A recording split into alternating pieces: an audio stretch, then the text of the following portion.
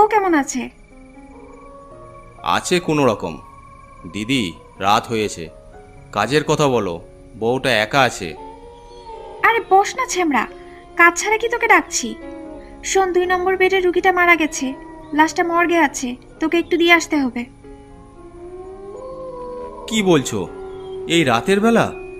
জাকিরের তো নাইট, ওকে বলো। আরে শোন, তোর তো টাকার দরকার। মালদার পার্টি সব খরচ খরচা বাদ দিয়েও মনে হয় 1,000-5 টাকা দিবে। জাকিরকে বললে ও রাজি হয়ে যাবে।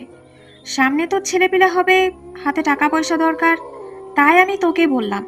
এখন যাওয়া না যাওয়া তোর মর্জি। 5,000? প্রতি মাসে মাটির ব্যাংকটাতে এতদিন যা জমিয়েছি, সব মিলিয়ে হয়তো 1,000-5 হবে। এই সময় 5,000 টাকা হলে বাচ্চা হওয়ার সময় অবশ্য অনেকটা নিশ্চিত হওয়া যায়। বোকা ছেলে, সেজন্যই তো তোকে বললাম। কিন্তু দিদি, মায়া তো বাসায় একলা, দেরি করলে ভয় পেতে পারে। আরে বোকা ছেলে, ভয় পাবে কেন? ভয় লাগলে আমি যাওয়ার সময় একবার দেখে যাব।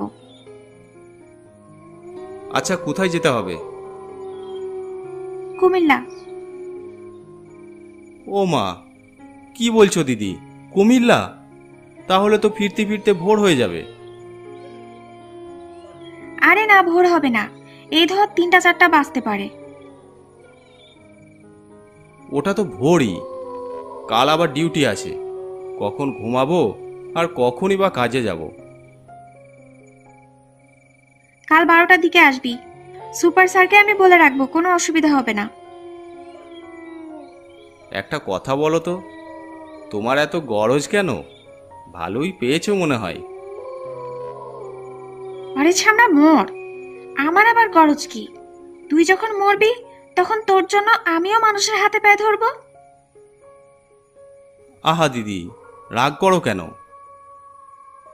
শোন, যে মরেছে সে অনেক বড় লোক ছিল। বড় লোকদের যেমন স্বভাব ভালো হয় না, এই ব্যাটারাও তেমন ভালো ছিল না। শেষ বয়সে 3টে বিয়ে করেছে। কচি কচি মেয়েগুলো এই 1 সপ্তাহ বুড়োটার জন্য যা করলো, এখন মরার পরও লাশ নিয়ে বসে আছে। তুই গিয়ে পৌঁছে দিয়াই তোর কাজ শেষ। এটা রাখ। এটা কি? কি আবার? টাকা আর ঠিকানা, যেখানে যাবি। যা, গাড়িতে গিয়ে বস। কিন্তু দিদি, এতটা পথ এই রাতের বেলায় লাশ নিয়ে একলা যেতে পারবো না। আরে ছামড়া, একা যাবি কেন?